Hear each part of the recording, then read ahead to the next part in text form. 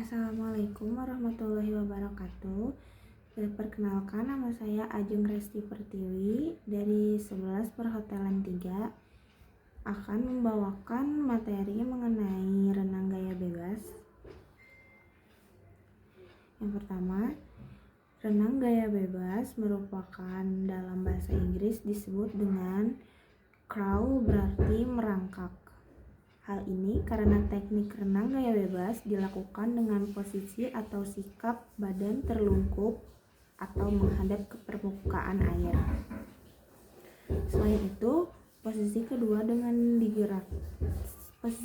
tangan digerakkan secara bergantian ke depan dan mengayuh, sementara kedua kaki secara bergantian dicamukkan naik turun ke atas dan ke bawah. Sewaktu berenang gaya bebas, posisi wajah menghadap ke permukaan air, sehingga pernapasan dilakukan saat lengan digerakkan keluar dari air pada saat tubuh miring.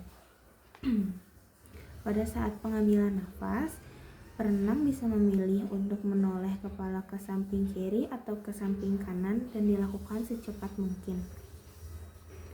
Dibandingkan gaya berenang yang lain, gaya bebas merupakan gaya berenang yang bisa membuat tubuh melaju lebih cepat di dalam air. Untuk renang jarak jauh seperti renang 1.500 meter, beberapa perenang hebat akan mengambil nafas setiap 2 kayuhan sekali. Pengambilan nafas dilakukan melalui mulut dengan bantuan otot dada tanpa hembusan. Meskipun renang gaya bebas dikenal sebagai teknik berenang dengan cara bernapas yang sulit, tetapi banyak perenang sprint atau jarak pendek gaya bebas seperti jarak 50 meter atau 100 meter. Para perenang tersebut akan berusaha semaksimal mungkin untuk menahan nafas mereka selama balapan berlangsung. Oleh karena itu, renang gaya bebas menjadi teknik yang paling sering digunakan dan mungkin memiliki kecepatan paling tinggi.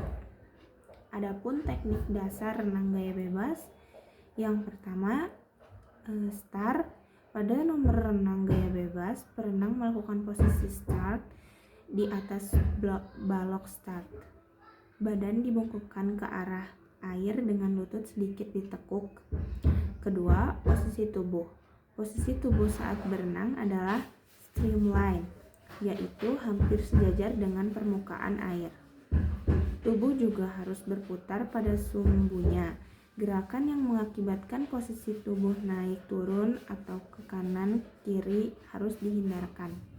Yang ketiga, ada gerakan kaki. Gerakan kaki merupakan penyumbang daya laju yang terbesar. Karena gerakan ini dilakukan tanpa terputus, frekuensi gerakan kaki pada renang gaya bebas adalah sebanyak 6 kali tendangan kaki untuk 2 putaran lengan. Kaki saat renang gaya bebas berperan sebagai tenaga pendorong atau penggerak yang mengatur keseimbangan tubuh. Kedua kaki digerakkan ke atas dan ke bawah secara bergantian. Kaki harus tetap lurus dan rileks dengan gerakan yang datar dan luas. Keempat, ada putaran tangan.